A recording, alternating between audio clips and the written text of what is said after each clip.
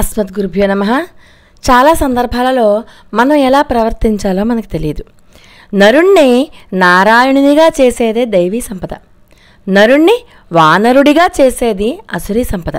మనిషిలో దైవాంశ ఉంటుంది, రాక్షస అంశ కూడా ఉంటుంది. ఇద్దరు మనుషులు ఎప్పుడూ కూడా ఉంటారు. తన కర్మలతో తను దేవుడు కావచ్చు, రాక్షసుడు కూడా కావచ్చు. యథేచ్ఛసి తథాకురు, నీ ఇష్టం వచ్చినట్లు చేసుకో అంటూ భగవంతుడు మనకు కర్మ స్వాతంత్రాన్ని ప్రసాదించాడు. నా కర్మ నా గ్రహచారం అంటూ ఏడుస్తూ కూర్చోవాల్సిన పని లేదు. క్లైబ్యం మాస్మ గమపార్థ అని మనకు పరమాత్మ భగవద్గీతలో చెప్పారు. పిరికి పందవు కావద్దు అని హెచ్చరించారు. మరి ఏం చెయ్యాలి? ఉద్ధరేదాత్మనాత్మానం, నిన్ను నువ్వు ఉద్ధరించుకో, పురుషార్థం చెయ్యి అని ప్రోత్సహిస్తున్నాడు.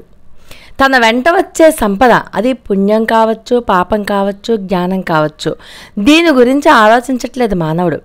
విడిచిపెట్టిపోయే సంపదల గురించి జీవితం చివరి రక్తపు బొట్టు వరకు కూడా, చివరి శ్వాస వరకు కూడా తప్పించిపోతూనే ఉంటాడు.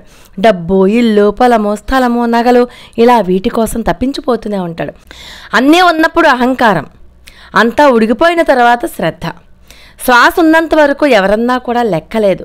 శ్వాస ఎగిరిపోయే సమయంలో డాక్టర్ల కాళ్ళ మీద పడతాం. వాళ్ళు మాత్రం ఏం చేస్తారు? వాళ్ళ దగ్గర మందు ఉంటుందే కానీ ఆయుష్ ఉండదు కదా. రోగానికి తగ్గ మందు ఉంటుంది కానీ రోగికి మందు ఉండదు. కనుక ఓ మానవుడా, నీ గడియ గడియ అయిపోతుంది, నీ గడియారం టకటకా గంటలు కొట్టి హెచ్చరిక చేస్తోంది. ఖబర్దార్, మేలుకో. మేలుకొని దీపం ఉండగానే ఇల్లు చక్కబెట్టుకో. నీలో జరిగే ఈ అసురీ సంపదకు దైవీ సంపదకు మధ్య పోరాటాన్ని గమనించు. నీ బలం దైవీ సంపదకు ఇవ్వు, అసురీ సంపదను పారద్రోలు. అప్పుడే నీ లక్ష్యం నెరవేరుతుంది. ఏంటి మానవుడి యొక్క తుది లక్ష్యం ఏంటి?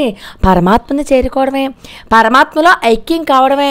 మంచి మనిషిగా అందరికీ సహాయపడుతూ మనలో ఉన్నటువంటి అసురీ సంపదను పారద్రోలి దైవీ సంపదను కనుక ఎప్పుడైతే కనుక మనం పెంచుకుంటామో మనం పరమాత్మకు ప్రీతిపాత్రులం అవుతాం.